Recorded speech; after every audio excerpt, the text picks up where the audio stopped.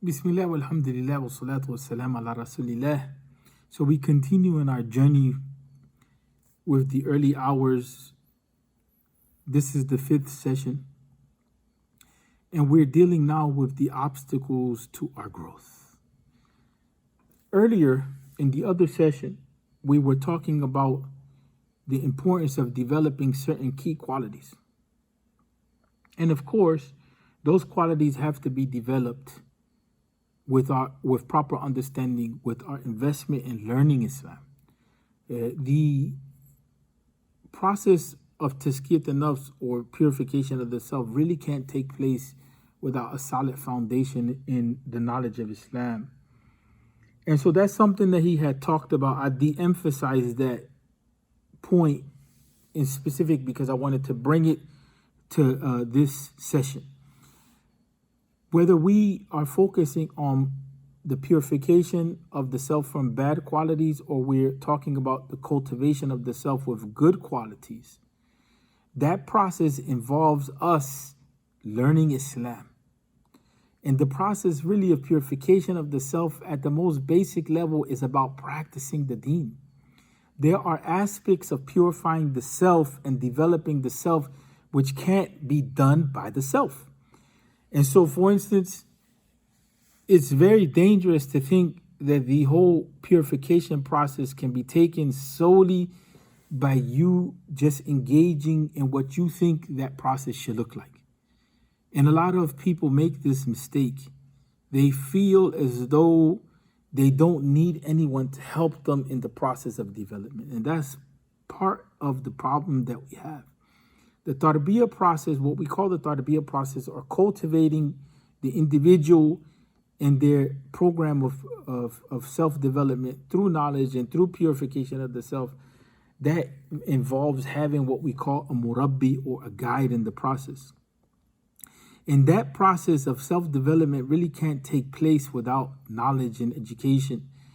And so one of the things that we are focused on here in these series is making sure that we have an understanding that the self-development process, it needs to be understood in itself. It needs to be comprehended, and it needs to be mastered. There's some fundamentals of it that need to be mastered.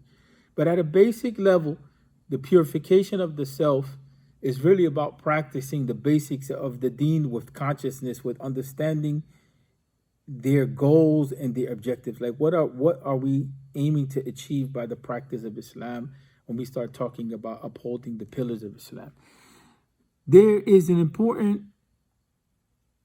part of purification of the self, which we alluded to and we are going to focus on now, that has to be something that we're sensitive about, because it's about really dealing with bad qualities. We have to be careful when we're in that process of development, that we're easy with ourselves enough to be able to have an entryway. In other words, be patient with yourself. You know, you have to be patient with yourself. You may not see development, you may not see growth, but at the same time that you're patient with yourself, you can't be overly lax. And you have to understand that there's certain things that you have to identify about yourself that need to change. That's why one of the things that he starts off with, Ustad Khurram Murad, is that what we call obstacles to our growth, one of the biggest obstacles is pride. One of the biggest obstacles is pride. If we don't see the need to change, if we don't see that there are qualities that we have that may be problematic, then there is not going to be a development that takes place within ourselves. There's not going to be the growth and the unfolding of a Muslim persona, because pride is not considered to be part of the Muslim persona, and it's a major obstacle to self-change. The other issue that he brings up is the issue of hypocrisy. And that's why he talked about practice what you preach. But hypocrisy in Islam has two meanings. One is that you really don't believe what you manifest. That's one. And the other is that there's an inconsistency between what you believe and what you do. And so those, there's major hypocrisy and minor hypocrisy. And the major hypocrisy is kufr, is unbelief. Because really what's in your heart is not what you claim to be in your heart. So you say that you believe in Allah, but really in your heart, you don't believe in Allah. But in the process of growth and self-development, we have to realize that sometimes, yes, we may believe in Allah, but we're really not manifesting those qualities which show that we actually believe in Allah. Forget about other people and what they think. There's some things that we have to do that prove, that's what I mean by show here, prove that we have belief in Allah. And it's not easy when we're struggling with ourselves. That's why it's important to gain the knowledge that we need. To gain the knowledge that we need to understand ourselves so we're engaging in the process of change. We live in a time period in which not understanding how to deal with ourselves can lead us to mental health issues, because sin is something which is dominant, whether we like it or not, in the culture, in the practice, is normalized in many senses. And so that process of engaging sin can lead us to an internal conflict with ourselves. So we're at odds sometimes with the society and the culture that we're living in, because it is injected with sin and that is normalized. And so hypocrisy has a lot to do with us coming to terms with where we are at in our time period with ourselves, what it is that we believe and what it is that we practice and what we stand from that. And so it's essential, but we can't be pessimistic. And this is something he says, pessimism is not from the signs of Iman. It becomes too negative. And so we have to also be patient with our society and the people that we live in, not to the point where we're accepting the haram, but from the angle of that we are able to understand that the tazkiyah process, it needs knowledge, it needs graduality, it needs a willingness. And so we have to put ourselves in that position of the Prophet Nuh alayhi salam, where he called his people for a long time. So that means that he had patience with his people in that process of calling people to Allah tabaraka wa ta'ala. And part of that is, in our case, because we're not prophets, is calling ourselves to believe in Allah tabaraka wa ta'ala. And so pessimism or being overly negative about people, and where people are at and so on and so forth, that's not helpful in the process. As a matter of fact, what that does is that brings us back to the example of the hadith of the man who killed 99 men, or that example which is contained in that hadith, that when you have no hope for other people changing, and this is the meaning of the hadith, then you kill off their hope and you perpetuate that process of them being in a state of sin, or maybe even you push them to sin, right? And so that's something that is extremely important to understand. Also, he mentions the problem of uncontrolled anger, right? And so anger, when it's uncontrolled, can lead us to sin. Anger, when it's controlled, can lead us to a sense of righteousness if what we're angry about is that which is an issue of justice or issue of truth, or that which is the deen of Allah tabaraka wa ta'ala. There's such a thing as righteous anger. But the Prophet sallallahu alaihi wasallam told us, la taghdab, la taghdab, la taghdab. Don't become angry. And so there is a type of anger which he is talking about, which is the anger which causes us to lose our mind or to lose control over ourselves. And so consequence of that is abusing others with our tongue. And he mentions that as one of the obstacles, where the way that we utilize speech, it becomes abusive of others. It can become sometimes even issue of abusing the deen, where our tongues begin to curse the deen. And some people have that habit, or cursing others, or making dua against our children in a way that's not appropriate because our anger is not controlled. And so, for instance, every one of the qualities that he's mentioning now is about learning how to temper ourselves and how to be consistent and how to be of the right state of mind. Whether it's the issue of pride or the issue of hypocrisy or the issue of pessimism or the issue of uncontrolled anger or abuse. The other issue that he mentions, which few people mention, is the issue of lust, or he mentioned uncontrolled sexual desire. And so this, in our time period that we live in, is something that is dominant. It's something which is provoked.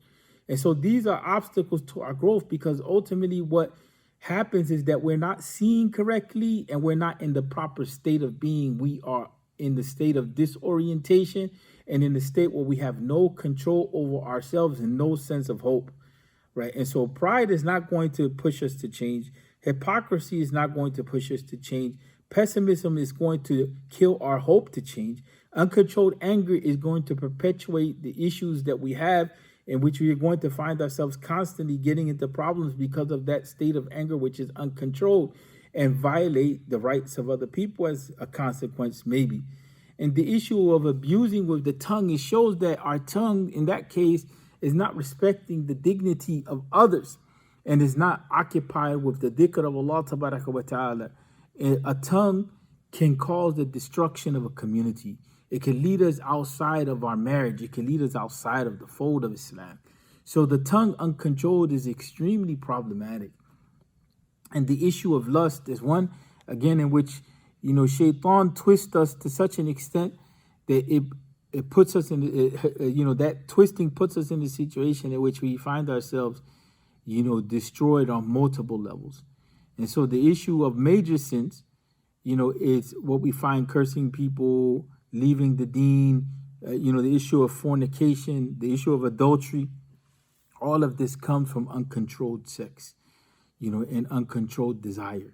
He didn't mention it directly, but there's also the issue of uncontrolled desire that comes from an abundance of eating. You know what I'm saying? Eating unnecessarily. And so all of those things become problematic. Why? Because they stop us from controlling ourselves. And one of the things that he talks about when it comes to the issue of pride, let us go back a little bit, is the issue of pride being an obstacle for us to get into Jannah. No one will be admitted into Jannah who has even a tiny grain of pride in his heart, right? And that is something which is problematic. Hypocrisy, he talks about hypocrisy from the angle of riyat as well. I mentioned from the angle of nifaq, and he talks about it from the angle of riyat. I wanted to make sure that we have both in mind. He says another evil that destroys all that the believer has achieved or is trying to achieve is nifaq. Nifaq entails hypocrisy. And then he talks about hypocrisy and riyat, or pretending to have what one does not possess. And so there's the riyat concept, is showing off, right? And the showing off is problematic because it's something that's despised. The showing off, especially of acts of ibadah and so on and so forth. So humility in this appropriate form is something which is encouraged, right? But hypocrisy in itself is a lesson, but we kept it simple when we started talking about the issue of being consistent with what we do and what we believe and doing it for Allah. That if we understand that, then we can understand, its opposite, which is, nifaq, when we, are not consistent with acting upon what we believe. That's nifaq al-asghar, or the minor nifaq. And it also, we can understand the whole issue of when we're doing something to show off, we're not doing it for Allah wa ta'ala, so our intention is not right. We're doing it to be seen. And so those are qualities which we should eliminate. So, we should be sincere in our practice in the sense that we're doing it with the right intention. We should act upon what we believe, and we should do it for the sake of Allah wa ta'ala. If we understand that, then we kind of understand the core of how we can deal with nifaq. The issue of pessimism is important, is another point that he mentions as an obstacle. And the reason why it's important is because a lot of times pessimism is not really looked at as being problematic, except when people are overwhelmed by it. Don't keep mentioning negative things to me. That's the type of mindset which identifies that there's pessimism in the room and there's a problem with it, right? But, usually we may let it go if it's not affecting us directly, right? So a third danger is pessimism, right? You must try to rid yourself of it, the feeling of hopelessness and pessimism, right? Allah wa ta'ala calls this, he also talks about the issue of despair, which is the consequence of pessimism. He calls that despair, that type of despair, as an act of disbelief or rejection, right? Whoever despairs of the mercy of Allah or the mercy of his Rabb, except those who go astray, right? Who is that person who despairs of that mercy except those who go astray?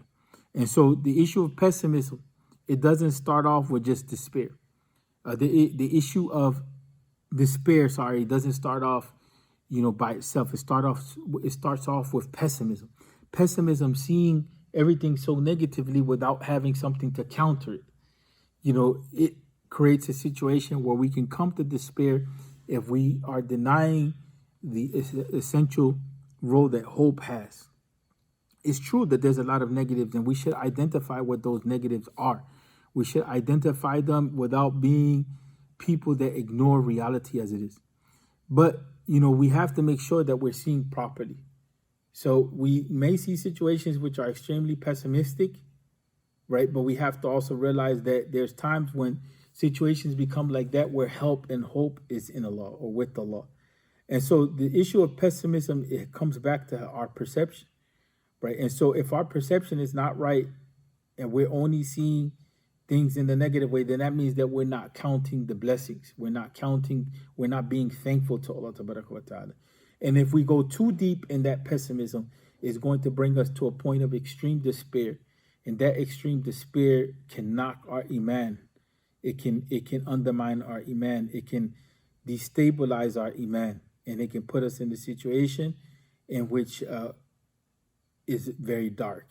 It's very dark. And so the issue also that he brings up is that of anger, and he talks about not allowing, enmity for anyone to lead us to the sin of deviating from justice. And he quotes an ayah of the Quran in this case, always be just, that is the closest to being the people of taqwa. And so that, that is something that is important and key to understand. And the issue of controlling the tongue is tied into the issue of anger as well, right? And so the abuse of the tongue, it expands itself. It's not just talking bad with the tongue, but there's also the issue of lying and backbiting and slandering and so on and so forth, and obscenity of speech. And that, is not one of the qualities of the believer. Do not talk for long without remembering Allah, for talking much without remembering Allah is hardness of the heart. The most distant among man or human beings from Allah is the one with a hardened heart. And so we already talked about the issue of desire and how that can take us outside of where we need to be within the boundaries of seeking the pleasure of Allah wa ta'ala. And he talks about the whole concept of do not come near to zina, for it is foulness and an evil way. And so don't come near to zina. So not coming near to zina entails, controlling our passion, controlling, our eyes, right? And not allowing our eyes to just look at the opposite sex without any sense of control, right? And that's something to be cautious of, the issue of where the eyes go and how passion is excited by that, and the issue of how it is that we entertain certain types of thought and how that thinking can lead us to the wrong route. So that's why the dhikr of Allah wa ta'ala is important, because it occupies us with healthy thinking, proper thinking. That's why things like marriage are important in Islam, and fasting is important in Islam, and having hope is important in Islam, because these things are an antidote to those negative qualities which destabilize our personality as a Muslim. Assalamu Alaikum wa rahmatullahi wa barakatuh.